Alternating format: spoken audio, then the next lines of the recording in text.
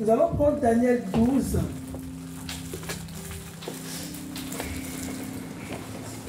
À partir du verset 9. Amen.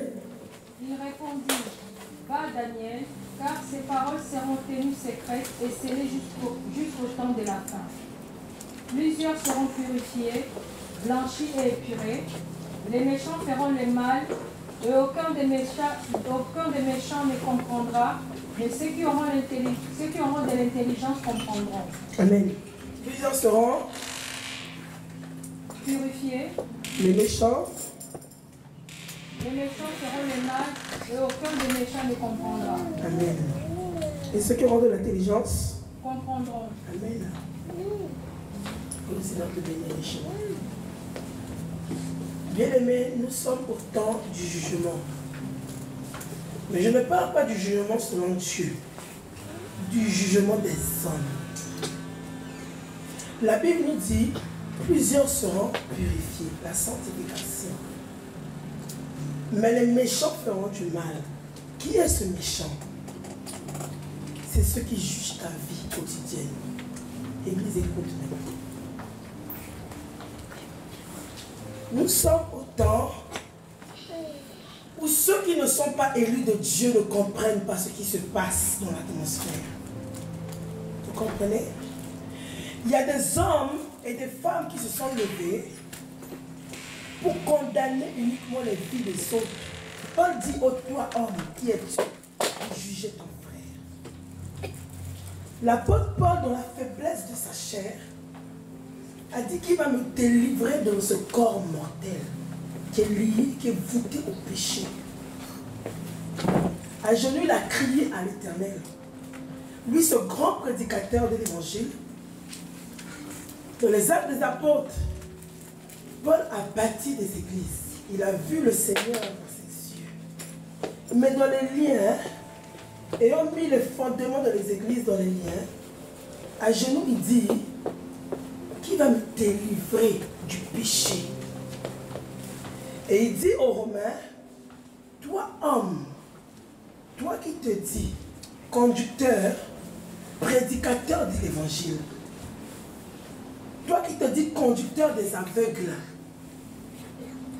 mais toi-même tu fais des sacrilèges. Est-ce que vous comprenez? Tout à l'heure, j'ai dit quelque chose. La Bible nous dit, il y a de la joie quand une âme, je vais descendre. Excusez-moi, pourquoi je cherche à descendre? Parce que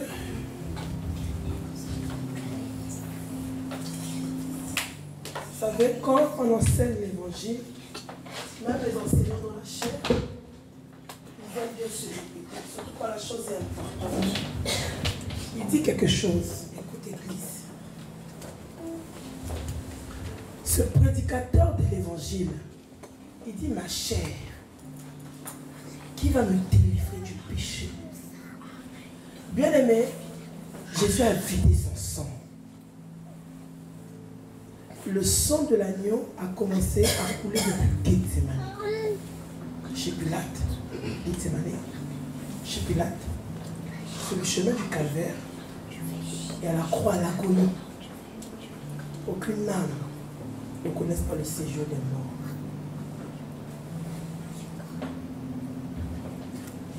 Qui est celui qui juge ta vie quotidienne dans l'Église?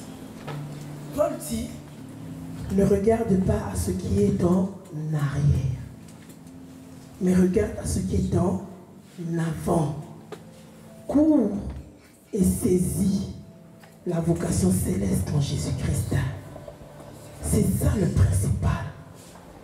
Ce que tu as fait hier ne dépend plus de toi. Si tu enterres cela dans le sang de l'agneau. Mais ce que tu vas faire le lendemain dépend de Christ maintenant. Et c'est là que tu avances. Daniel dit, l'ange dit à Daniel, voici dans les temps de la fin, comment l'Église va se comporter. Dans le corps de Christ, il y aura ceux qui vont se purifier. Il y aura les méchants qui feront du mal. il y aura les intelligents qui comprendront quelle saison nous sommes.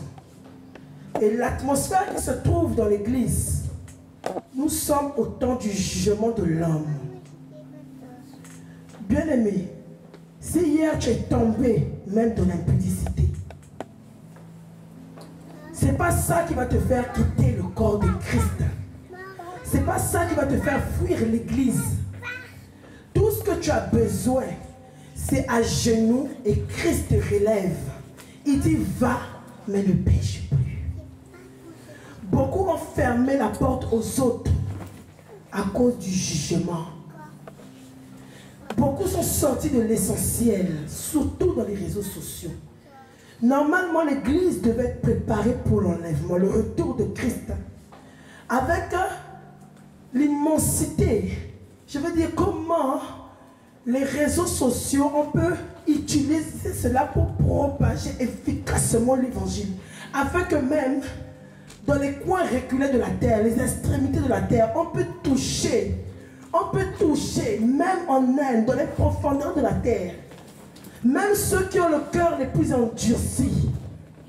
Mais cependant, les chrétiens se sont détournés de l'essentiel pour juger leur prochain. C'est cela dont l'ange Gabriel a dit à Daniel, les méchants ne comprendront pas. Vous voyez? Celui qui juge l'autre se fait législateur de la loi. Alors que le législateur de la loi, c'est Christ. Et il n'est pas censé juger, mais il est censé relever. Dans le pardon et dans l'amour. Il dit aux disciples, je vous donne le pouvoir de pardonner les péchés. Ça veut dire quoi? Les disciples ne sont pas Dieu. Ce sont des hommes, des instruments du Seigneur. Il dit quelque chose aux disciples jusqu'à 77e fois. Pardonne. Parce que quand un pécheur tombe, si tu viens dans le jugement, tu l'éloignes de la bergerie. Mais si tu viens avec le pardon, que Christ pardonne encore, tu le fais rentrer dans l'église. Et Jésus dit, nous sommes au temps de faire revenir ceux qui sont sortis de l'église. Peu importe la qualité de vie, peu importe les propos, nous sommes au temps où nous devons faire rentrer les enfants de Dieu dans l'église. Quand je parle de l'église, c'est dans le sens spirituel comme physique. Nous ne devons pas repousser ceux qui sont tombés. Et beaucoup ont eu même à repousser. Même des prédicateurs et des prédicatrices de l'évangile qui ont eu la bouche fermée à cause des jugements. Église, si tu te trouves dans ce qui est dit, le Seigneur te dit cet après-midi, relève-toi. Relève. C'est pas parce que tu vas dire toi, c'est toi. Hein? Non. C'est pas parce que tu dis toi, c'est toi. Non. L'Esprit parle. À qui? Dieu connaît les cœurs et les reins. Dieu connaît les vies de tout un chacun. Il dit, Église, relève-toi.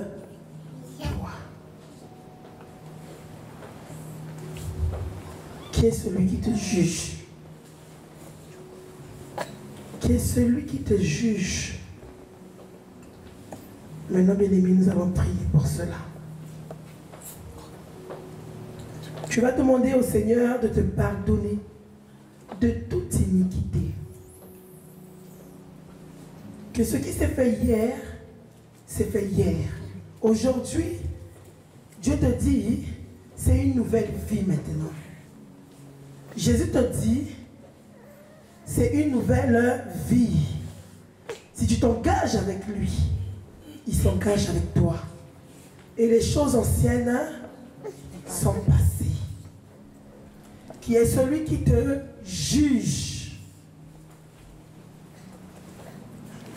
Nous allons prier, bien-aimés. Seigneur, nous te prions.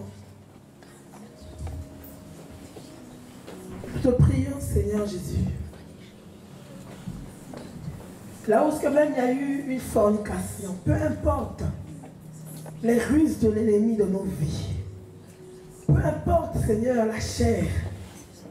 Seigneur, tu t'es vidé de ton sang à la croix. Ce n'est pas pour nous laisser du jour au lendemain, Jésus.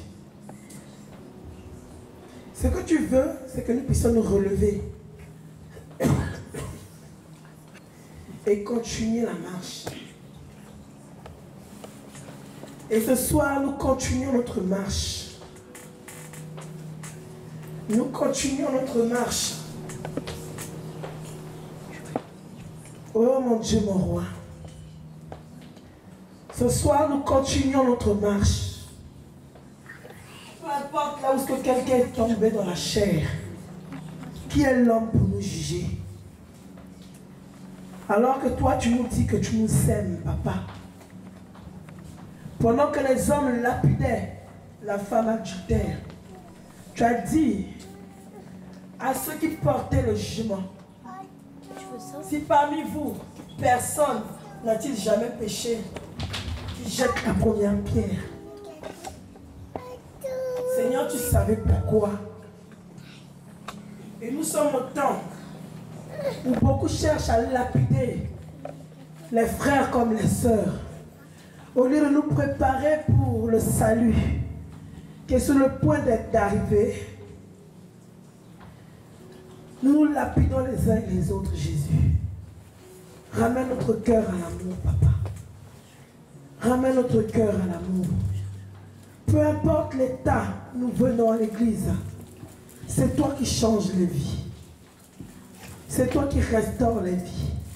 Et cet après-midi, nous voulons tous être restaurés. Nous voulons tous être restaurés. Merci pour ta grâce. Merci pour ton amour. Que toute la gloire te soit rendue. Dans le nom puissant de Jésus. Amen.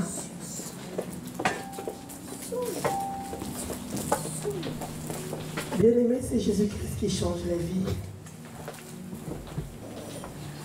Je dis que cet après-midi, j'avais prévu un autre message. Mais le Saint-Esprit a tout changé. Parce que nous travaillons sur la conduite du Saint-Esprit. Ce message, si je peux le donner, mais si l'onction ne se manifeste pas. Parce que la parole, quand elle est prêchée, s'il n'y a pas d'onction, bien-aimé, c'est juste des informations que je donne.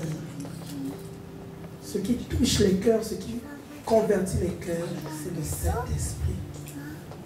Donc je peux avoir un message préparé depuis je ne sais des mois. Mais si je viens ici et dis non, c'est pas ça, je fais comment? Donc aujourd'hui, nous sommes à la 3e journée d'Anne.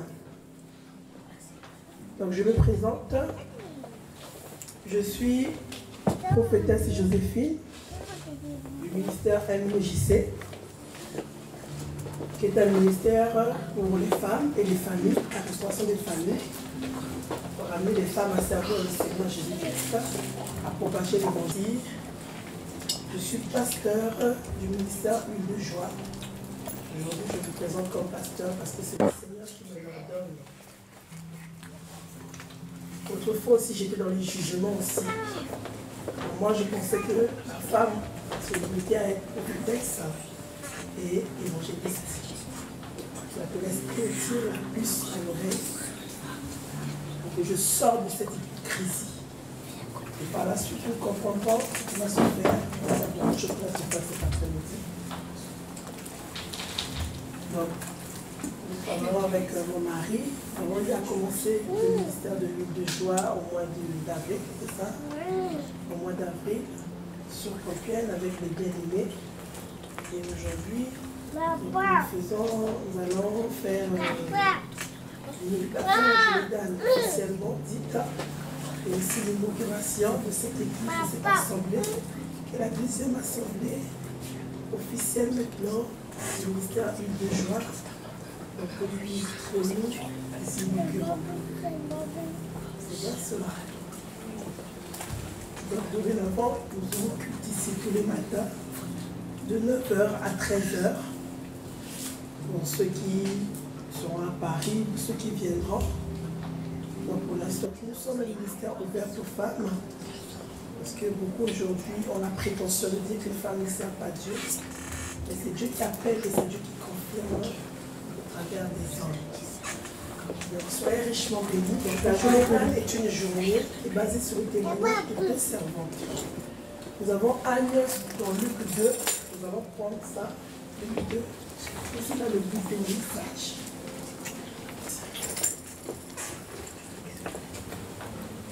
Donc, nous avons 2 femmes, la journée d'Anne. Donc, c'est une journée de conférence qui se fait 1 fois par mois. Nous avons inauguré ça depuis le mois de janvier. Et nous sommes en jeûne, prière. Nous prions pour le retour du Seigneur Jésus-Christ. Les enseignements sont donnés, la prière, comment le Seigneur nous conduit.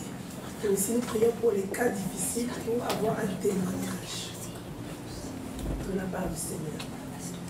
Mais aujourd'hui, il y a quelque chose de particulier, qui va se faire, parce que comme je vous l'ai dit, le Saint-Esprit a bouleversé tout. Et même moi-même, je suis dans l'étonnement. Et on sera tous étonnés.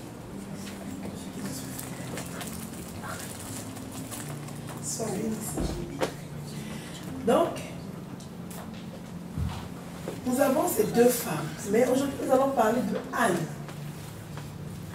Et quand j'ai envoyé les prospectus, le Seigneur, normalement, on devait faire le deuxième thème, donc la continuité de la veillée, c'était l'identité. Et aujourd'hui, c'est plus l'identité. C'est femmes, relève-toi dans la prière. Voici le titre de la vidéo que le Saint-Esprit donne.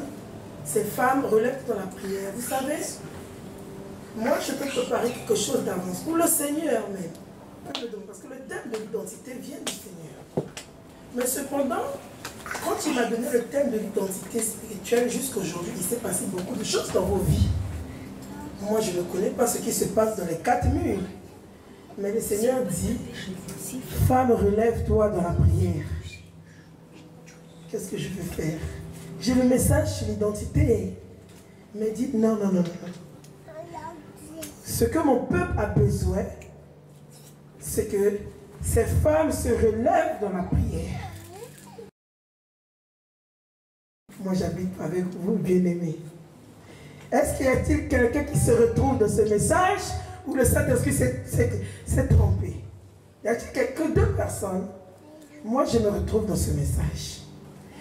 Est-ce qu'il y a-t-il quelqu'un qui se retrouve dans ce message où le Saint-Esprit s'est trompé? Le Saint-Esprit dit, femme, relève-toi dans la prière. Il ne dit pas, lève-toi dans la prière, mais il dit, relève-toi. Vous avez dit, c'est une personne qui priait et qui est tombée. Mais il dit, relève-toi dans la... Moi, je sais que le Saint-Esprit ne s'est pas trompé. S'il a donné, femme, relève-toi dans la prière, parce qu'il veut nous ramener à... Parce que s'il te donne l'identité, alors que tu n'arrives même plus à prier dans ta maison, un problème sera traité. Mais le fondamental, ce qui fait ton identité, c'est la prière. Parce que si ton homme spirituel n'est pas robuste, tu ne peux pas repousser les esprits impurs. Est-ce que vous voyez? Donc ce qui fait asseoir l'identité, c'est la prière. Donc le Saint-Esprit, par sa sagesse, va traiter d'abord le problème de la prière, afin que tu t'asseyes dans ton identité. Mais si tu n'as pas de vie de prière, mais tu connais seulement ta position, moi je suis une servante de Dieu, je suis un serviteur de Dieu, mais tu ne pries pas, ça va faire quoi? C'est l'onction qui confirme, bien-aimé. C'est ce que Dieu a mis en toi qui confirme. Mais pour que cela soit confirmé, c'est la prière. Une église ou une personne qui ne prie pas n'a pas d'identité, parce qu'elle est faible. Les démons abusent de cette personne. Bien-aimé, comme bien de servante, de serviteur de Dieu, les esprits incultes sont venus abuser d'eux.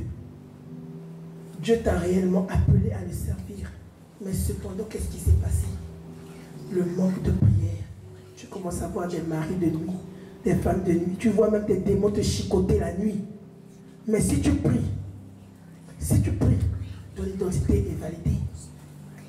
Quelqu'un a dit, je connais Jésus, je connais Paul. Mais toi, qui es-tu? Qui es-tu? Jésus veillait toute la nuit. Paul était un homme de prière et de jeûne multiplié. Dans le monde spirituel, on connaissait leur nom à cause de la force de l'esprit. Mais si tu n'as pas la force de l'esprit, ma soeur ou mon frère, qui va te connaître spirituellement? On peut te connaître dans la chair. Dans la chair, tu peux avoir un grand statut socialement.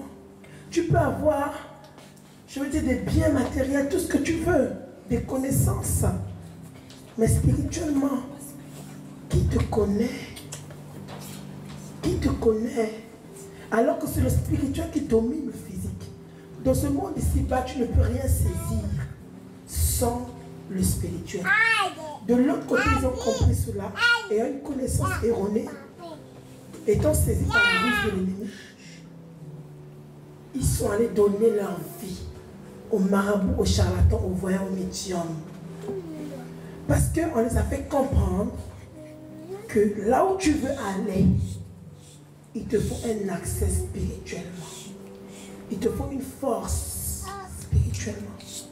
Mais malheureusement, cette voie les emmène directement en enfer. Directement, non seulement en enfer d'abord, mais éloigné de la présence de Dieu, alors que c'est Christ qui donne la paix. Mais si tu saisis cette parole qui t'est donnée cet après-midi, que si je conquéris spirituellement la force de l'esprit par la parole, par la prière, je reçois mon identité dans le monde spirituel et je suis positionné. Tout ce que je ferai, tout ce que je veux faire va fonctionner. Tout ce que je veux faire selon la volonté de Dieu ira de l'avant. Il n'y aura pas de blocage, il n'y aura pas des échecs. Il peut y avoir des épreuves, mais la Bible dit, il vous combattra, mais ne vous vaincront pas. Parce que c'est la prière, l'esprit qui domine. Donc nous allons prendre acte. Nous allons prendre Luc, après nous allons prendre acte 2. Nous allons prendre Luc 2, 36, si quelqu'un peut nous lire. S'il vous plaît.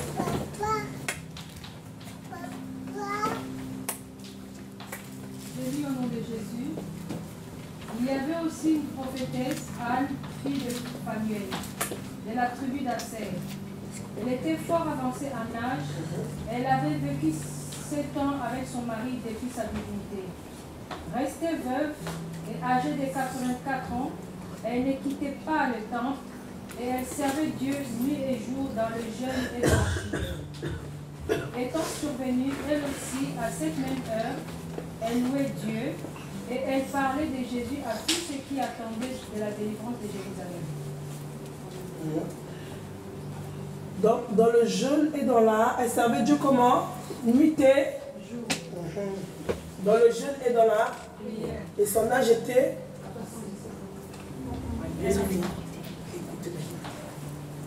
Bien aimé, cette femme, dans la vigueur de la chair, elle ne pouvait pas tenir dans les veilles nuit et jour pour jeûner et pour prier.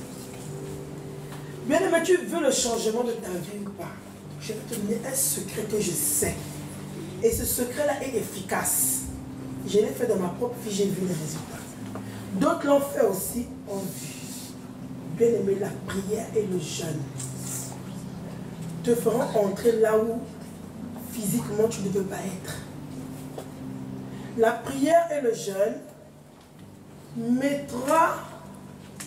va mettre la confusion dans le compte des ennemis. La prière et le jeûne vont te faire asseoir à la table des grands.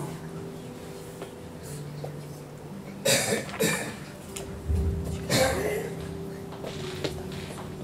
besoin d'argent. Est-ce que je devais faire quelque chose, un projet? Vous savez, quand l'autel de la pauvreté est assis, ou est dans une famille. Parce que je dis souvent que, je ne vais pas rentrer dans cela, mais je vous fais une petite parenthèse.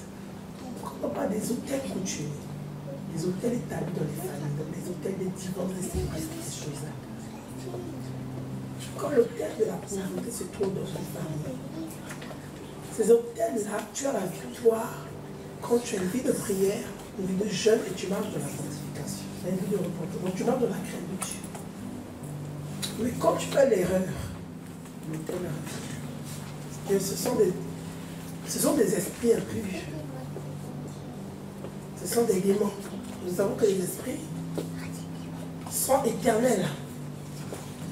Donc, ces hôtels ne s'arrêtent quand il y a seulement la présence de l'esprit dans ta vie et une vie aussi qui honore Dieu. Donc, une vie de prière pour ces critères-là, là, tu as le dessus sur ces hôtels.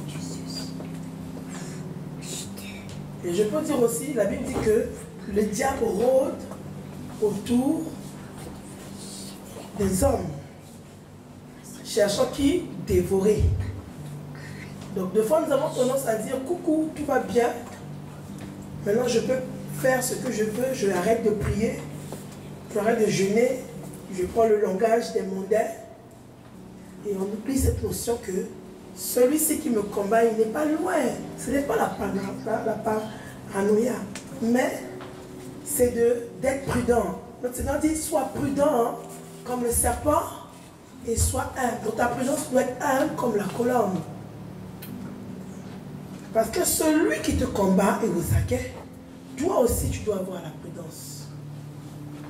Donc pendant que j'étais en train de chercher, j'avais besoin de l'argent. J'avais oublié que dans la famille, dans ma famille de la chair, il y avait cet hôtel de pauvreté. Donc là, je me suis levée. Donc j'ai demandé un crédit. Et directement, on dit oui, donc dans la chair, on voit les revenus, on dit ça passe. Mais j'avais oublié que ce n'est pas les revenus. Le monde spirituel, ils s'en fichent de ton revenu, de ton salaire. Même si tu gagnes 4 000 euros, ce n'est pas ça qui compte. C'est la puissance qui habite en toi qui brise le choc. Donc lorsque le dossier est passé, au lieu de prier, je l'appelais tous. Oh, c'est passé. De toute façon, les revenus, on ne peut pas dire non. J'ai mis la confiance dans ma chair. Mais sachant que dans ma famille, il y a cet hôtel-là qui rôde. Et la dame me rappelle, elle me dit, on est désolé madame, on ne comprend pas, mais le centre financier a validé un autre revenu. Je dis, ah bon, comment cela se fait-il? Je dis oui, oui, on ne peut pas, mais c'est refusé. Bien aimé, dans la chair, il était impossible de me refuser ce crédit-là. Parce que j'en avais besoin pour faire quelque chose. Il était impossible dans ma chair.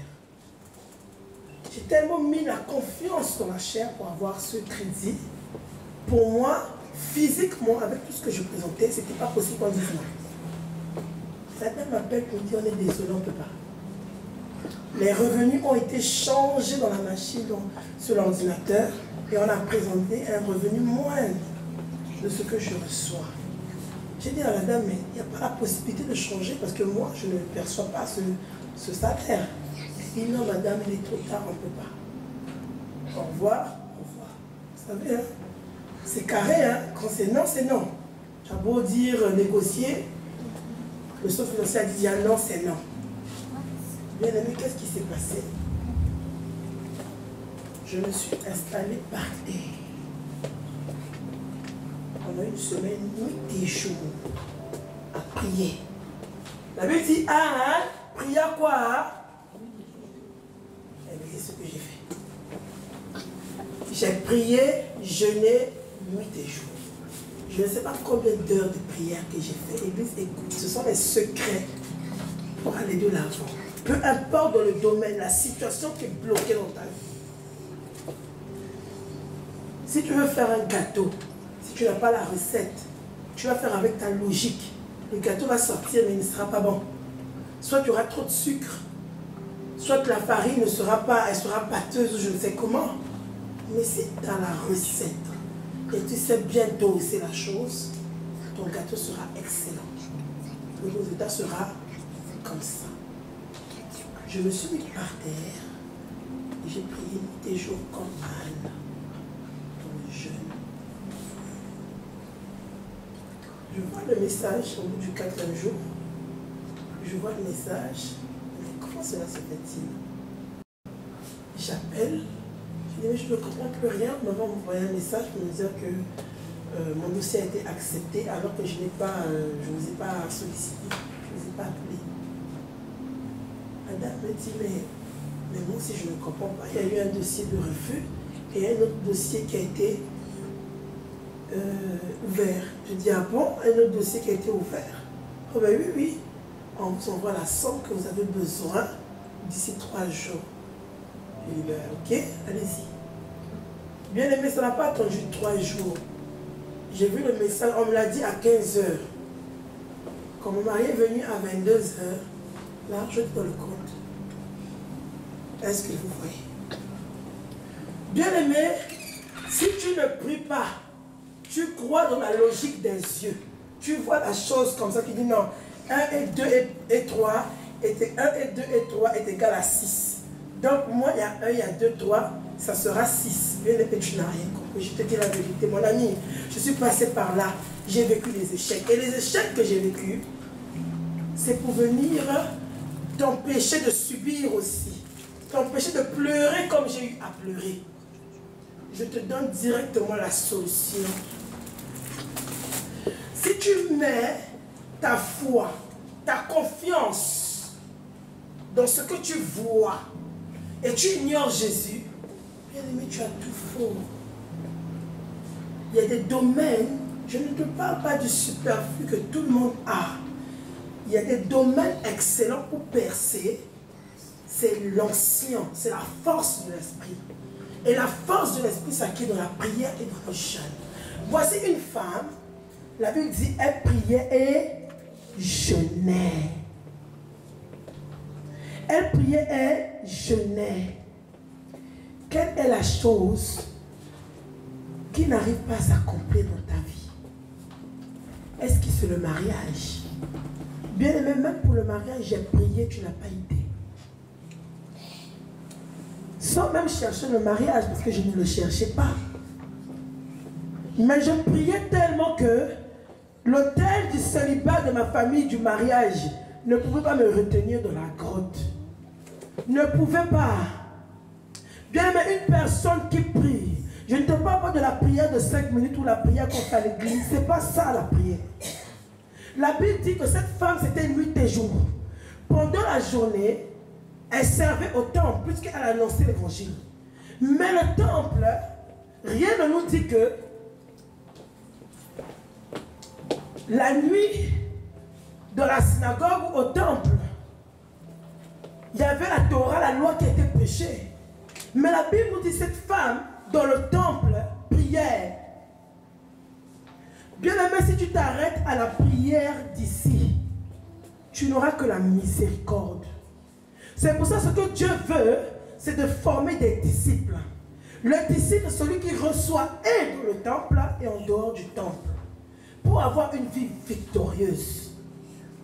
Les combats qui s'opposent à ton avancement, tu ne peux que les briser avec la force. Et la force, tu la puises dans la prière.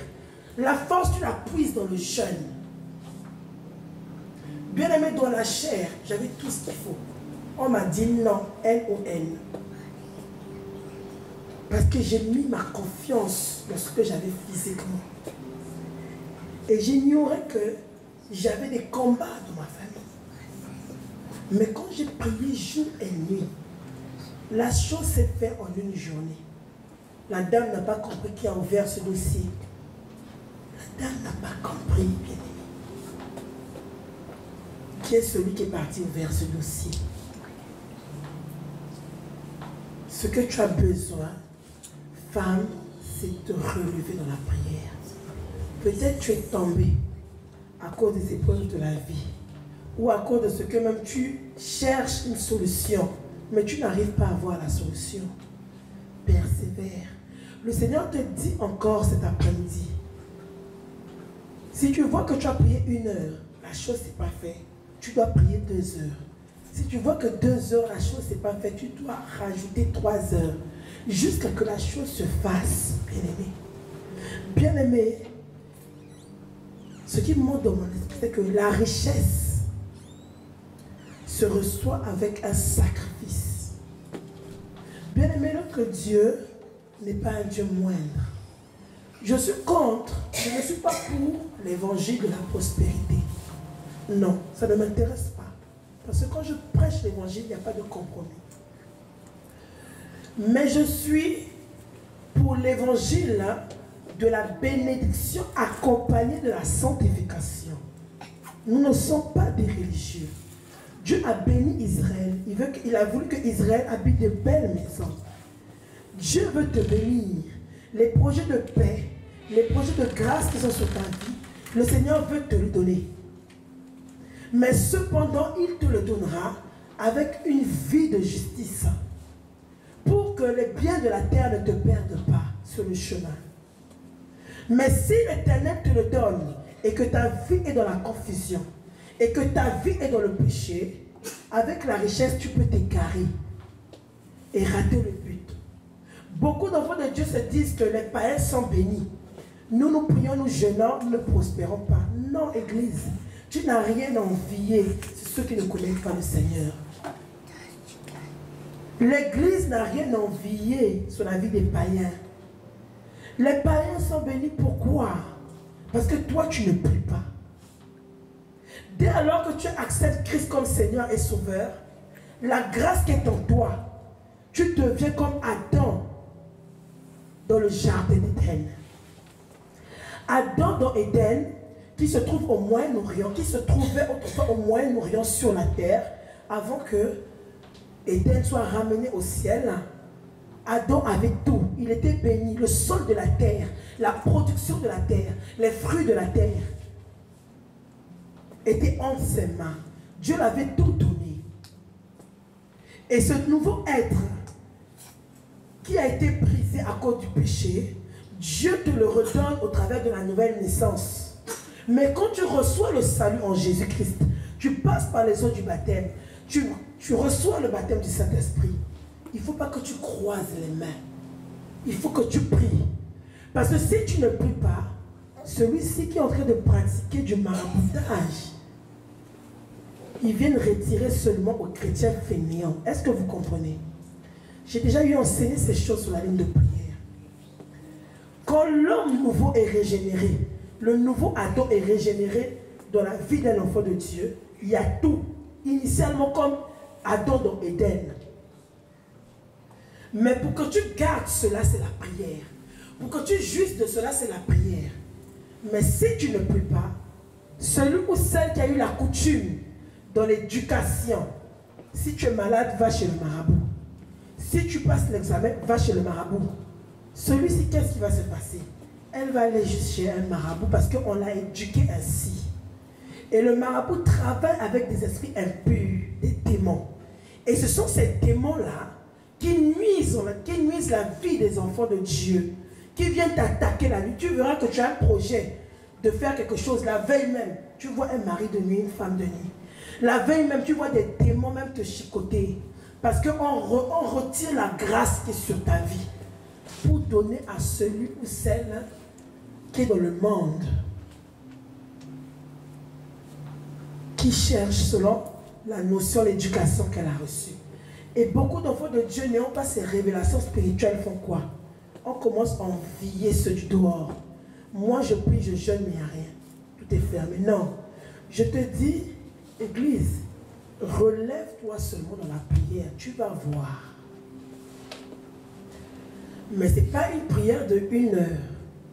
Relève-toi. Sois assidu dans la prière. Sois assidu dans le jeûne. Tu verras ce que Dieu fera de toi. Tu verras ce qui va s'accomplir dans ta vie. Aujourd'hui, on voit des chrétiens qui sont limités, c'est parce qu'il n'y a pas de prière. Et la grâce est volée. La grâce est continuellement volée. Une personne qui prie, une personne qui jeûne est une personne armée. On ne peut pas venir la désarmer. Non. Parce qu'il y a la force de l'esprit. Bien aimé, la Bible dit que la femme à la perte de sang, elle toucha le vêtement du Christ. Et une force est sortie. Une force est sortie de son vêtement. Bien aimé, notre Seigneur, la force ne résidait pas seulement en lui, mais la force résidait aussi sur lui. Et une telle personne étant équipée avec une force intérieure et extérieure, comment veux-tu être désarmé? Ce n'est impossible. Tout ce que tu vas faire te sera soumis. C'est ça les principes de la gloire. Les principes de la gloire, bien aimé, c'est la force. Mais la force, tu ne peux que l'épuiser cela dans une vie de prière. Nous allons prendre acte 2. Comme je dis, ce n'est pas, aujourd'hui ce sera différent. Parce que tout ce qui est en train d'être donné, c'est le Seigneur qui a préparé cela d'avance. Moi, je n'étais pas au courant. Je viens recevoir aussi comme tout le monde.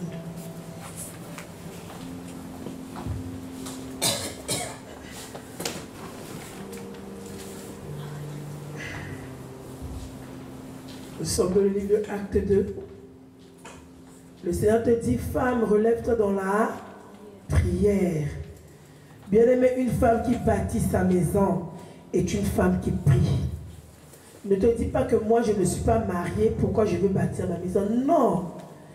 Si tu commences déjà à bâtir ta maison, le démon du célibat va tomber.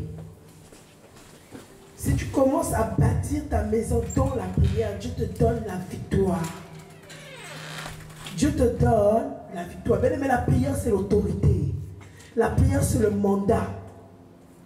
La prière c'est l'autorité, la prière c'est le mandat. Bien aimé, ce monde-ci a été créé avec la parole. Et quand tu pries, c'est la parole qui est dégagée de ta bouche. Tu invoques ton Dieu Tout-Puissant et les anges de Dieu agissent. Et une personne qui est remplie de l'onction de Dieu est une personne qui prie. Bien aimé, tu veux voir l'évolution dans ta vie spirituellement et physiquement. Dieu te demande de te relever. Si tu étais à terre, ou si même tes heures de prière étaient limitées qu'à l'église, tu priais qu'à l'église, le Seigneur te dit, sors de ce contexte-là. Parce que si tu es limité qu'à l'église, tu ne seras jamais la personne que Dieu veut que tu sois. Tu seras toujours la même personne. Mais si tu pries et tu adoptes une vie de prière en l'église, tu verras ce que l'onction de Dieu fera dans ta vie. Chrétien a une vie de prière. Et le diable ne viendra plus jamais te désarmer. Les échecs, les combats, ce qui s'oppose à ton avancement, ne viendra plus jamais tenir tête à ta vie. Et tout ce que tu vas faire va réussir. La clé, c'est la prière et le jeûne. Il dit, veillez et priez. Veillez et priez. Si les disciples avaient veillé ce jour-là, ils allaient soutenir Christ de Gethsémani jusqu'à la croix.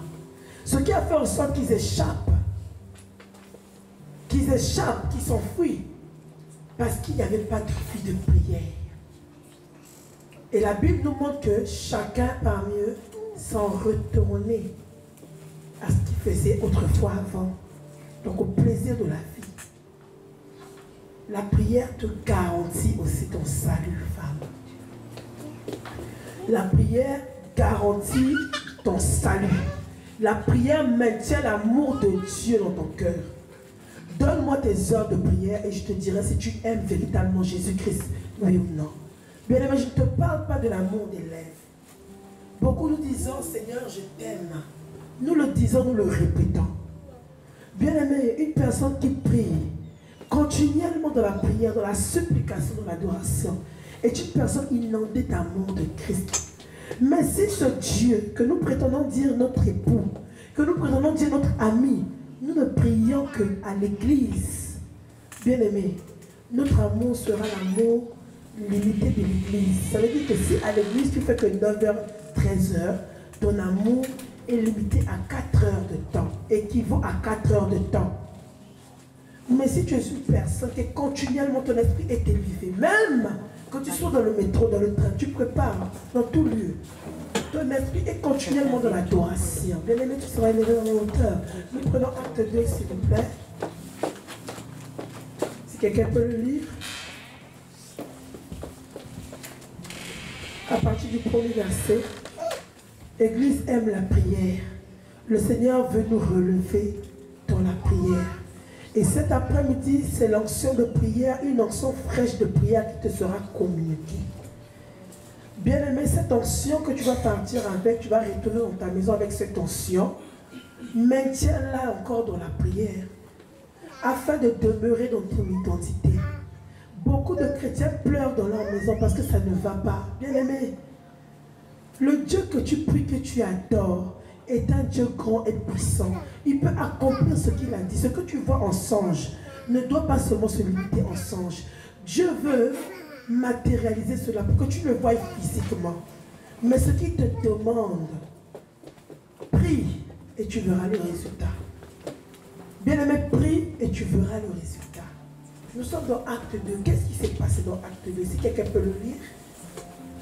Le jour de la Pentecôte était arrivé, ils étaient tous d'un accord. Tu peux lire un peu fort, parce que deux peut-être ne pas la parole. Alors il vint tout à coup du ciel un bruit comme celui d'un vent qui souffle avec impétuosité. Et il remplit toute la maison où ils étaient assis.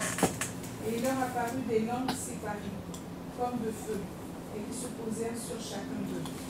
Et ils furent tous remplis du Saint-Esprit.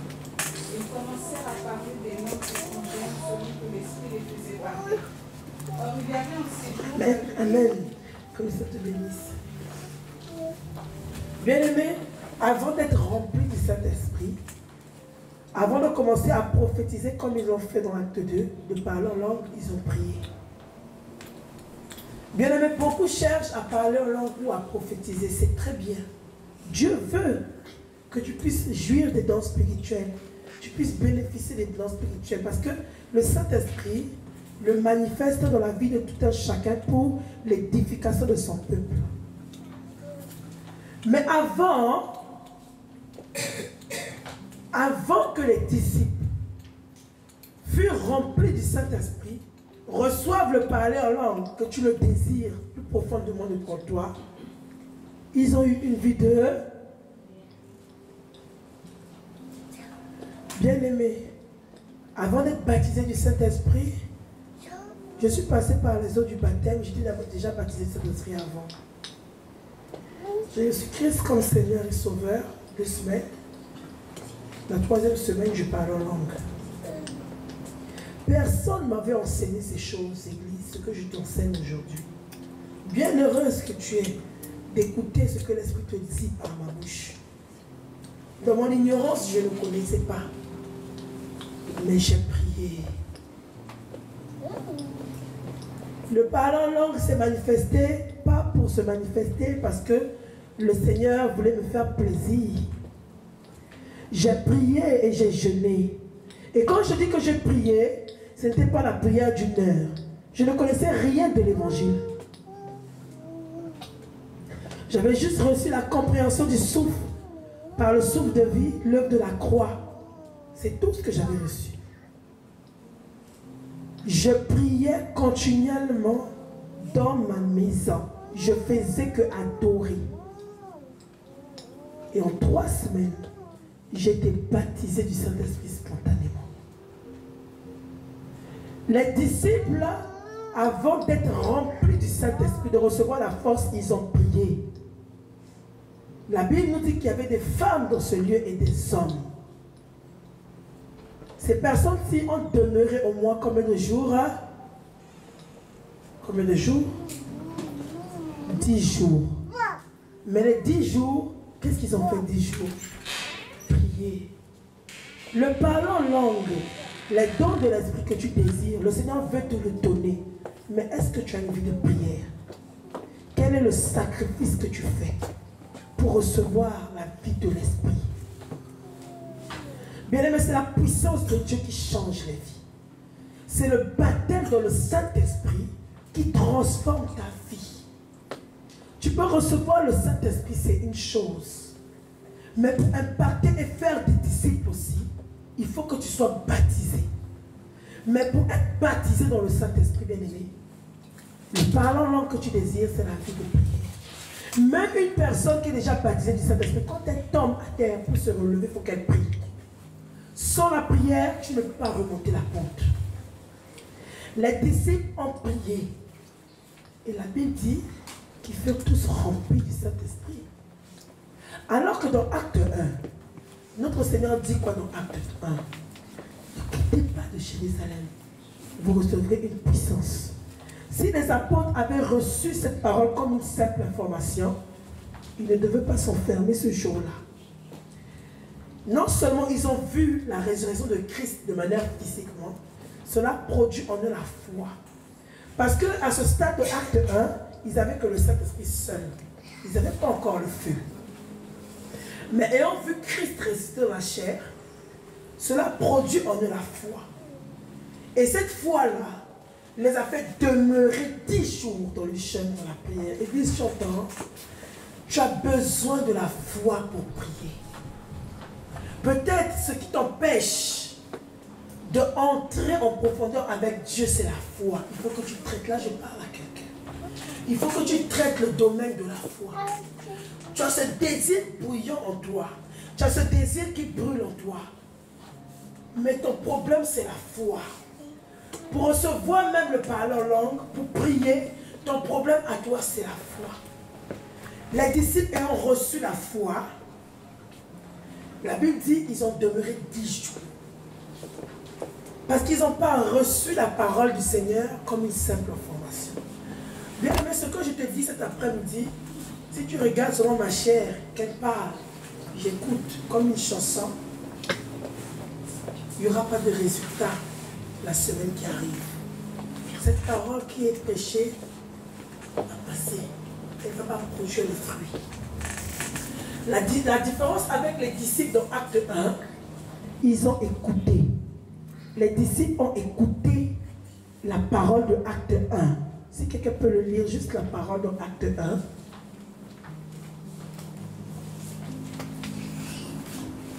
À partir du verset 3.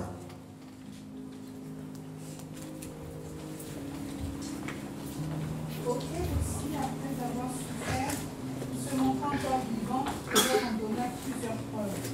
En apparaissant pendant 40 jours, et leur parlant de ce qui regarde le royaume de Dieu. Et les ayant assemblés, il leur commanda de ne point s'éloigner de Jérusalem. Mais dit attendre la promesse du Père, laquelle dit-il vous avez entendu de moi. C'est qu'en vérité Jean a baptisé de moi. Amen. On va s'arrêter là. Que le Seigneur te bénisse. Donc vous voyez, les disciples n'ont pas reçu la parole comme une information. Après Acte 1, ils sont allés se positionner dans la chambre haute. Si cet après-midi, ce qui est dit, tu reçois ça parce que je viens te parler, il n'y aura pas de fruit. Ça veut dire que ta vie ne va pas changer. Mais si tu reçois comme les disciples ont reçu Acte 1, ils sont allés se positionner dans la chambre haute. Et ils ont expérimenté ce que Christ les avait annoncé. Bien aimé, la Bible nous dit que la prédication de Pierre a fait quoi? La prédication de Pierre a donné quoi comme résultat? Est-ce que vous voyez? Bien aimé, beaucoup de chrétiens reçoivent la parole comme des informations et les vies ne sont pas changées. Bien aimé, je connaissais un prophète qui passait souvent dans l'assemblée là où j'étais. Il disait, prie. Si tu pries 1 heure, prie encore 2 heures. Si tu pries 2 heures, prie encore 3 heures. Tu pries 3 heures, prie encore 4 heures. Je disais, ah, c'est beaucoup, hein? Il dit, non, moi j'étais formé comme ça. Bien aimé, quand je sortais de l'église, je ne connaissais rien de l'évangile. Je ne connaissais rien de la parole. Bien aimé, quand je sortais, je partais aussi prier. Église, j'ai prié. J'ai prié. Et le Seigneur m'a visité. Beaucoup d'enfants de Dieu, la vie n'est pas changée. Pourquoi? La parole qui est donnée, ce sont des informations. Les disciples, la Bible nous dit qu'ils ont persévéré dans cette parole. vous recevrez une puissance. Ne bougez pas de Jérusalem, mais vous allez recevoir la puissance. Bien aimé, combien de recommandations que l'Éternel t'a données et tu as attendu cela sans prière. Mais c'est normal qu'il n'y ait pas de fait. Bien aimé, même moi dans ma propre vie, j'ai reçu des prophéties. J'ai attendu cela sans prière, je n'ai pas vu le résultat. Des hommes de Dieu ont parlé. Bien aimé, si tu entends ce que les hommes de Dieu disent sur ma vie, quand je ferme les yeux, ce que je voyais dans mes yeux, je voyais dans le songe. Et quand je me lève là, le matin, je regarde ma vie, je dis, mais c'est pas possible. Est-ce que ce Dieu existe vraiment? Bien aimé, c'est parce que je ne priais pas. Église, ce que je viens te dire, c'est pour éviter que l'incrédulité possède ton cœur et te faire retourner dans le monde. Si tu ne pries pas, si tu ne jeûnes pas, tu ne verras pas le résultat de ce que Dieu a dit sur ta vie. Peu importe l'onction qui est venue prêcher sur ta vie, peu importe la prophétie qui a été déclarée sur ton âme, s'il n'y a pas de prière ni de jeûne, tu ne verras rien du tout. Bien-aimé, je suis un témoignage vivant. Tant que je ne priais pas, il n'y avait rien. Même si le Seigneur me visitait, il me révélait des choses. Il me révélait le monde spirituel. Mais tant que je ne prie pas, il n'y a rien, Église. Et si tu n'as pas la compréhension de ces choses, tu risqueras de dire que ceux qui prophétisent par Baal. Ce n'est pas l'Esprit de Dieu. Alors qu'il n'y a pas de vie de prière. Bien aimé, si tu adoptes la vie de prière et que tu reçois même la parole qui t'est donnée cet après-midi, pas comme une information, mais comme ce que Christ a eu, comme ce que les disciples ont eu à recevoir de la part de Christ et à mettre en pratique, tu verras le résultat. Mais si tu ne pries pas, si tu ne cherches pas la prière et le jeûne, bien aimé, je peux venir prophétiser sur ta vie toute la journée. Tu peux avoir des visions. Dieu peut te montrer même le ciel. Je vous dis une vérité. Dieu peut te révéler même le ciel, le monde spirituel. Sans prière, il n'y a pas de gloire. Parce que dans le monde spirituel, c'est la force. Nous connaissons Jésus. Nous connaissons Paul. Mais toi, qui es-tu? Ce qui va te faire qualifier dans le monde spirituel, c'est la prière. La prière fera grandir l'onction qui est sur ta vie. La prière te donnera la force de briser le joug. La prière te délivrera des prisons sataniques. La prière va maintenir ta vie spirituelle éveillée. La prière va maintenir ton esprit éveillé. La prière va faire grandir la foi en toi. La prière te fera devenir une véritable adoratrice du Seigneur. La prière va te préparer pour l'enlèvement. Mais si tu pries seulement de 9h à 13h le dimanche, ta vie sera limitée à 4 heures de temps. Et admettons dans l'église, si on prie seulement 1 heure, 3 heures à la prédication, donc ta vie physique, la force physique en toi est limitée à 1 heure de prière. Mais s'il n'y a qu'1 heure de prière, tu ne peux pas faire grand chose dans la vie. Ça veut dire quoi, église? Je te donne le secret pour que tu ne convoites plus dehors. Quand je parle de convoiter, tu ne regardes plus les païens comme si eux, ils étaient mieux. Mais si tu acceptes cette parole qui t'est donnée, tu feras le résultat. Si tu pries, et tu pries, et tu pries, et tu cherches Jésus véritablement, ta vie sera changée. Physiquement, comme intérieurement. Nous allons prendre Juge 4.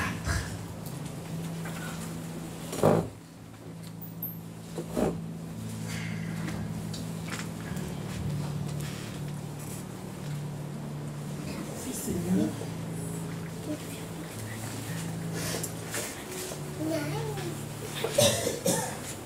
Si quelqu'un a trouvé, peut commencer à lire, s'il vous plaît.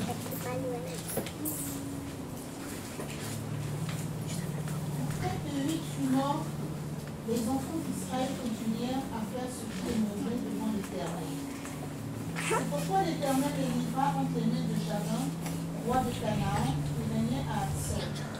le chef de son armée était Sisera, qui habitait à Rochette-Goïm. Alors les enfants d'Israël crièrent à l'Éternel, car Jabin avait 900 chars de fer, et il opprimait avec beaucoup de violence les enfants d'Israël depuis 20 ans. En ce temps-là, Déborah, prophétesse, femme de Lapidot, jugeait Israël. Et elle siégeait sous le palier de Déborah entre Rama et Bethel, dans la montagne d'Éphraïm. Et les enfants d'Israël montaient vers elle avec une armée. Or, elle envoya appeler Barak, fils d'Abinoam, de Kédès, au Nephtali, et elle lui dit, l'Éternel, le Dieu d'Israël, n'a-t-il pas donné ce commandement? Va, dirige-toi sur le mont Tabor, et prends avec toi 10 000 hommes des enfants de Nephtali et des enfants de Zabulon. J'attirerai vers toi au torrent de Kisson, Sisera, chef de l'armée de Jabin, avec ses chars et la multitude de ses gens, et je les livrerai entre tes mains. Et Barak lui dit, si tu viens avec moi, j'irai, et si tu ne viens pas avec moi, je n'irai pas. Et elle répondit, j'irai avec toi, mais tu n'auras point de gloire de ton entreprise, car l'Éternel livrera Sisera entre les mains d'une femme. Déborah se leva donc et alla avec Barak à Kédès. Et Barak assembla Zabulon et Nephtali à Kédès. 10 000 hommes marchèrent à sa suite, et Déborah monta avec lui. Or, Héber, le Kénien, s'étant séparé des Kéniens, enfants de Hobab, parents de Moïse, avait dressé ses tentes jusqu'aux chaînes de Sanaïm, qui est auprès de Kédès. On rapporta donc à Sisera que Barak, fils d'Abinoam, était monté à la montagne de Tabor. Et Sisera assembla tous ses chars, 900 chars de fer, et tout le peuple qui était avec lui depuis Arocheth-Goïm jusqu'au torrent de Kisson. Et Déborah dit à Barak, lève-toi, car voici le jour où l'Éternel a livré Sisera entre tes mains. L'Éternel ne marche-t-il pas devant toi? Et Barak descendit du mont Tabor, ayant 10 000 hommes à sa suite. Et l'Éternel mit en déroute Sisera, et tous les chars et tout le camp, et les fit passer au fil de l'épée devant Barak. Et Sisera descendit de son char et s'enfuit à pied. Et Barak poursuivit les chars et le camp jusqu'à Arocheth-Goïm, et tout le camp de Sisera fut passé au fil de l'épée, et il n'en resta pas un homme. Et Sisera s'enfuit à pied vers la tente de Jaël, femme de Héber, le Kénien, car il y avait fait entre Jabin, roi d'Atsor, et la maison de Héber Kénien. Et Jaël sortit au devant de Sisera et dit, entre mon Seigneur, entre chez moi, ne crains point. Il entra donc chez elle dans la tente, et elle le cacha sous une couverture.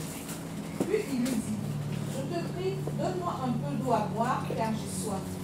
Et elle ouvrit l'eau lui donna à boire et le but. Il lui dit encore, tiens-toi à l'entrée de la tente. Et si l'on vient t'interroger en disant, y a-t-il ici quelqu'un, tu répondras non.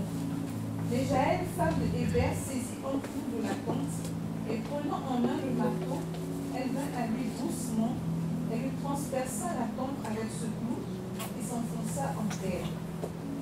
Il était profondément endormi et accablé de fatigue, et il mourut. Et voici Barak poursuivait Sisera, et Jaël sortit au devant de lui, et lui dit, viens et je te montrerai l'homme que tu cherches. Et Barak entra chez elle, et voici Sisera était étendu mort, debout dans la tente. En ce jour-là, Dieu humilia ainsi Jabin, roi de Canaan, devant les enfants d'Israël. Et la main des enfants d'Israël s'appesantit sur Jabin, roi de Canaan, jusqu'à ce qu'il puisse exterminer Jabin, roi de Canaan. Si quelqu'un peut prendre Somme 68 à partir du verset 11.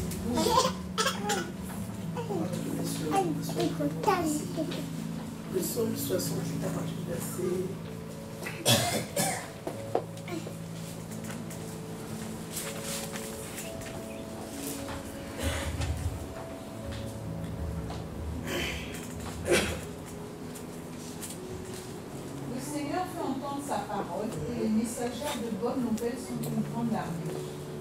Les rois des armées. Amen.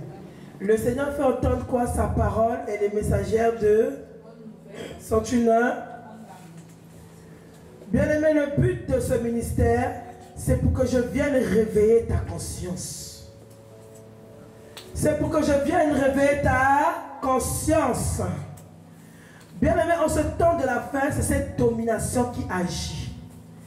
Agit de manière à ce que les pieds des messagères soient découpés. Bien-aimé, quand je parle des pieds des messagères soient découpés, pourquoi? Pour que tu restes à ta place et que tu ne serves pas Dieu. Que tu restes à ta place et que tu ne serves pas le Seigneur. Bien-aimé, si tu ne sers pas Jésus-Christ, tu es chrétienne pourquoi? Ou tu es chrétien pourquoi? Bien-aimé, ce n'est pas pour chauffer les chaises que Dieu t'a appelé. Dans le corps de Christ, quand on parle du corps, on prend une personne de la tête aux pieds. Chaque membre de ton corps est utile. Dans le corps de Christ, il n'y a pas de membres inférieurs, il n'y a pas de membres supérieurs. Peu importe la catégorie du membre, ou peu importe là où le membre se situe dans un corps, il est utile pour, je veux dire, il est utile pour le confort du corps humain. Vous êtes d'accord avec moi? Et l'esprit de Jézabel, qui travaille en ce temps de la fin, c'est justement, non seulement pour faire taire les messagères de bonnes nouvelles, mais pour les ramener dans le monde.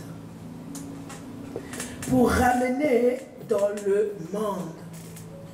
Le Seigneur s'étonne comment les églises sont remplies de femmes intercesseuses, des femmes qui prient, des femmes prédicatrices, mais dont on a fermé, oulala, il y a le sommeil, hein?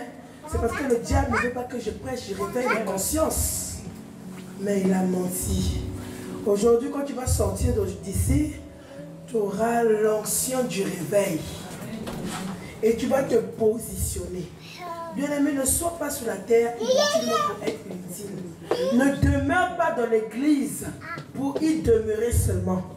Dieu a mis en toi quelque chose. Mais justement en priant, justement en cherchant Dieu, Dieu va montrer où tu es qualifié, dans quel membre te situe pour pouvoir opérer dans son corps. Et l'esprit de Jézabel a eu même à saisir des prédicateurs hommes pour pouvoir faire taire les femmes. Non, bien-aimé. Oui, quelqu'un me dira, tous ne sont pas amenés à enseigner de peur qu'il y ait des hérésies.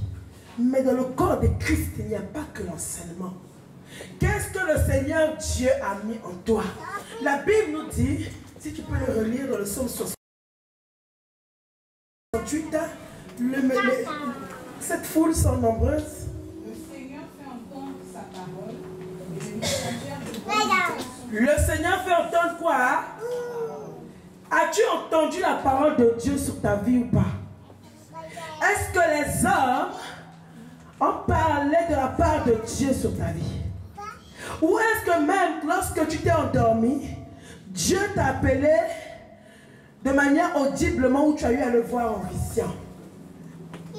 Il dit l'Éternel fait entendre quoi? Sa parole. Est-ce que là il s'agit d'un homme? Ou est-ce que là il s'agit de quiconque?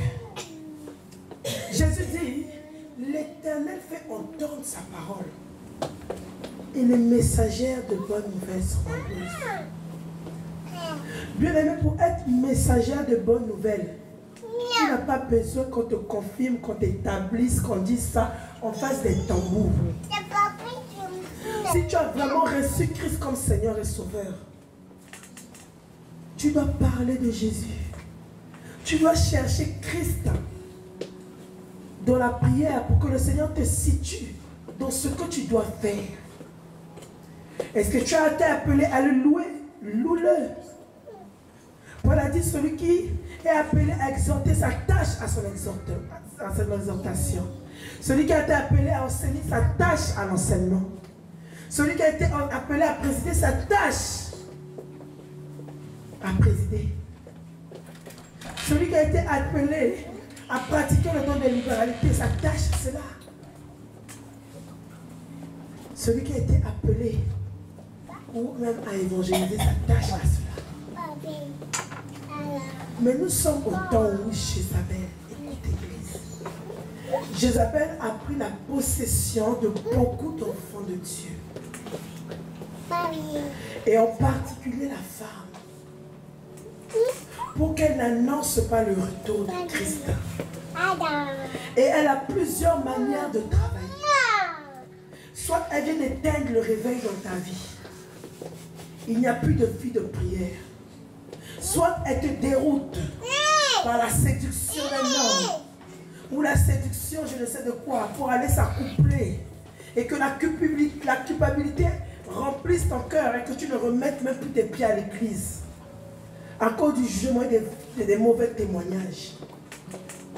Soit elle passe par les prédicateurs pour jouer avec tes émotions. Pour que ce que Dieu a mis en toi ne dégage pas. Non. La Bible dit que l'Éternel fait quoi? Entendre ça. Maintenant, l'Esprit du Seigneur te pose la question. As-tu entendu la voix de Dieu pour ta vie ou pas? Si tu as entendu la voix de Dieu, pourquoi tu ne pries pas pour que Dieu te donne l'orientation? Paul a dit, si tu veux être serviteur de Christ, ne cherche pas à plaire aux hommes. Les hommes viendront te dire ce qui leur plaise eux. Pour que tu marches dans leurs principes. Mais si toi tu marches dans les principes des hommes et que tu n'accomplis pas la volonté de Dieu, il ne nous reste pas beaucoup de temps pour que Christ revienne. Le Seigneur dira quoi? Arrière messagère, arrière femme. J'ai dit que j'ai fait entendre ma parole et les messagères de bonnes nouvelles sont nombreuses. Je veux que mes filles me servent. Je veux que mes servantes me servent. Mais elles ont préféré entendre la voix de l'homme que d'entendre ma propre voix. Qui est celui-ci qui va jeter la pierre sur ta vie. L'Éternel fait entendre sa parole, sa voix. Qui est celui-ci qui va jeter la pierre sur ta vie. Qui est celui-ci. Nous retournons dans Juge 4, nous fermons la parenthèse. Nous parlons de Déborah. Bien-aimés, voici une femme vaillante. Une femme juge et prophétesse. Bien-aimés, quand on parle dans l'Ancien Testament, les pasteurs sont venus avec le ministère de Christ. Mais autrefois, il y avait déjà des pasteurs. Jérémie a eu à prophétiser ces choses, à parler de ces choses. Mais cela n'était pas proprement dit ou bien expliqué comme l'apôtre Paul a reçu la révélation d'Éphésiens 4. Donc, mais dans l'Ancien Testament, il y a eu des pasteurs. Quand on parle de berger ou bergère, on parle de juge. Cela nous parle du ministère pastoral. Et en ce temps-là, Dieu a mandaté une femme pour la positionner pour enseigner son église. Non pas seulement pour enseigner son église, mais pour résoudre des problèmes qui se faisaient en Israël.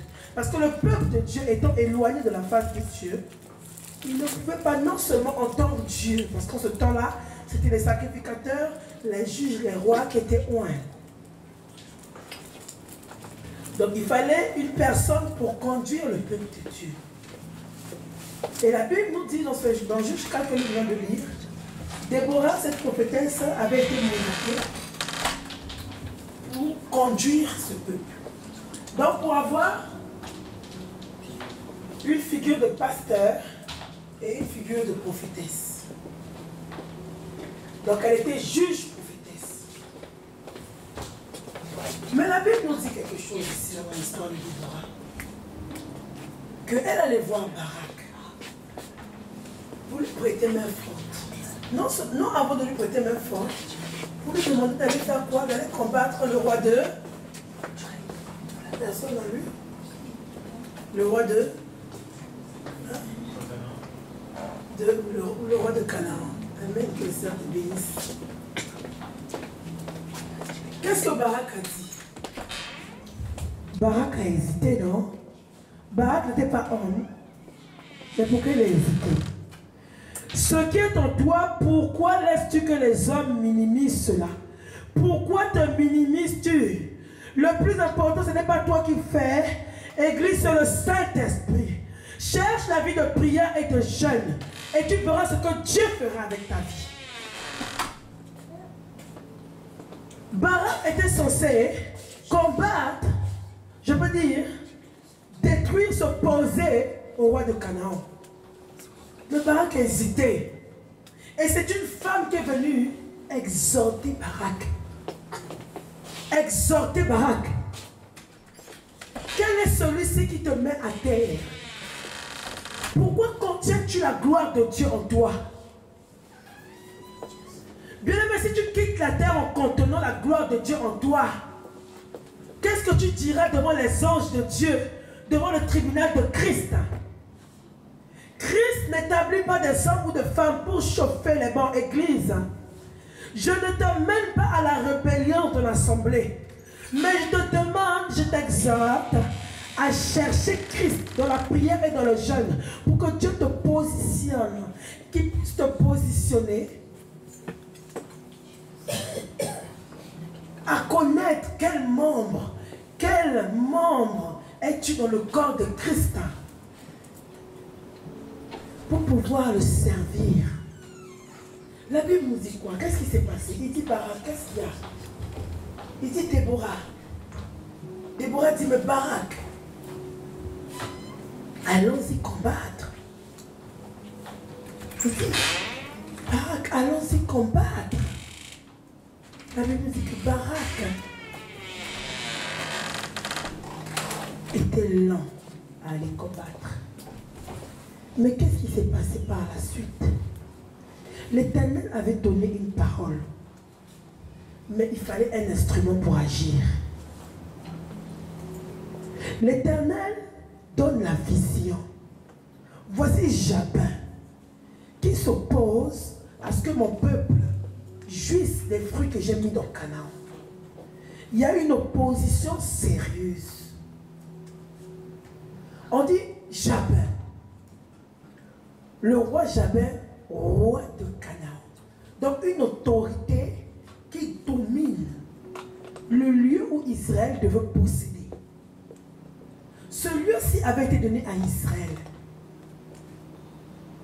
Mais pour que Israël possède ce lieu, il fallait une personne qui ait la force. Parce que c'était un combat contre autorité et autorité. Le combat se faisait autorité contre autorité. Israël ne pouvait pas tenir face au roi Jabin. Mais l'Éternel donne la vision. Mais il nous faut un homme. Barak, toi homme, tu dois combattre le roi de Canaan. Tu dois combattre le roi de Canaan. Et je vais le livrer entre vos mains. Mais Barak, ayant vu la grande armée qui était derrière, la Bible nous dit Barak, qu'est-ce qu'il a eu? Barak a eu peur. Mais une femme, bien aimée, celle qu'on dit moindre, église, écoute. Un pharisien a dit, qu'est-ce qui peut sentir de bon en Nazareth? Bien aimé, c'est dans de tels langages que Dieu se glorifie puissamment. Bethléem, la plus petite de ville dans Juda. Mais le Christ est né. Le Christ est né. Bien aimé, ce Canaan-ci, il fallait que Israël demeure. Mais Barak, combat, l'Éternel a donné la vision. Bien aimé, cette femme n'a pas eu peur. Et la prophétie de l'Éternel s'est accomplie. Et c'est ce que Dieu cherche. En ces temps où nous sommes, nous n'avons plus beaucoup de temps. Dieu cherche des femmes vaillantes.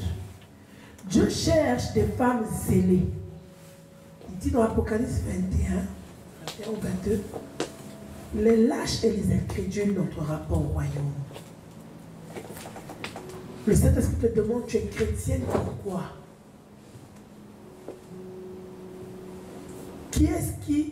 Qui est la personne qui a limité ta vie dans le jugement? As-tu entendu la voix de l'Éternel comme dans Psaume 68 ou pas? Si c'est le cas, qui est celui qui vient mettre ta destinée avec le Seigneur dans une boîte? Le fait de recevoir quelque chose de Dieu ne veut pas te donner une prétention. Mais la chose qui t'est donnée de la part du Seigneur doit produire en toi la foi. Pour que maintenant tu cherches Dieu, pour que Dieu t'emmène là où il doit t'emmener, pour que tu accomplisses le pourquoi tu existes et que tu attendes le retour de Christ. Déborah n'a pas vu que Barak ne pouvait pas, elle aussi, elle a baissé les bras. Il y a d'autres chrétiens et voient que, bon, cet homme avec qui je suis, ou, bon, je ne vais pas dire homme pour ne pas viser, il ne faut pas viser non plus. Cette personne avec qui je suis, il dit qu'elle ne peut pas. Donc moi aussi, je ne peux pas. Non! L'onction dans la vie de tout un chacun est particulière, individuelle. Ton onction n'est pas la mienne. Mon onction n'est pas la tienne. Tu ne dois pas regarder aux faiblesses des autres. La Bible nous exhorte à soutenir les faibles, mais non pas à marcher selon les faiblesses des gens. Est-ce que vous voyez, bien aimé? Déborah, elle est allée. Elle a laissé qui? Elle a laissé qui? Barak. Et la prophétie s'est accomplie. Le Seigneur te dit cet après-midi de te relever. Le Seigneur te demande de te relever dans la prière. Ce qu'il a mis en toi, il veut le faire. Maintenant, nous allons prier. Bien aimé, tout ce qui a été dit, mon message à moi, on a dit, l'Esprit m'a dit, mets ce garage. Ce qui est sorti là, je n'ai pas préparé ça ni avant, ni maintenant. J'ouvre ma bouche et l'Esprit parle. Dieu veut des femmes vaillantes, des femmes zélées. Si ce sont les soucis de la vie, même la maladie qui te fatigue, ne regarde plus à ça. Quelqu'un va me dire, mais elle le dit, c'est facile. Non, je produis en toi la foi qui va ramener le miracle. Mais ce que tu as besoin, c'est d'abord faire ce que Dieu te demande de faire dans son service. Si tu as entendu la voix de l'Éternel, commence à prier. Je cherche des femmes qui veulent le servir. Je cherche des femmes qui veulent se lever pour lui. Je cherche des femmes qui veulent prêcher son retour. C'est ce que Dieu a besoin. Aujourd'hui, c'est ce qui compte devant les cieux du Seigneur, c'est ça. Si tu coopères, tu réponds à cet appel cet après-midi, il va te donner ce que ton cœur désire. Mais à une condition, la vie de prière. Parce que même si tu réponds à l'appel et qu'après cela tu ne pries pas, tu ne feras rien. Ça c'est officiel. C'est la prédication avec les œuvres. Mais pour ceux qui veulent être baptisés du Saint-Esprit, c'est la prière. Si tu ne pries pas, il n'y a rien. Il n'y a pas quelqu'un qui a dormi et subitement il s'est mis à part. Non, Dieu peut faire grâce. Mais Dieu veut des efforts. Si tu veux que ta vie change, c'est la prière. Nous allons prier maintenant. L'Esprit du Seigneur va communiquer une onction fraîche. Mais après cela, que cette onction fraîche ne soit pas rangée au tiroir, dans le tiroir, dans l'armoire. Que cette onction fraîche rentre avec toi dans ta maison. Ne la mets pas en dehors de ta maison. Parce que si tu veux un changement, que la sécheresse s'arrête, c'est la prière. Donc là où vous êtes, tu peux nous accompagner, les choses, tu peux nous accompagner. Nous allons prier. Tu peux te tenir debout et nous allons prier.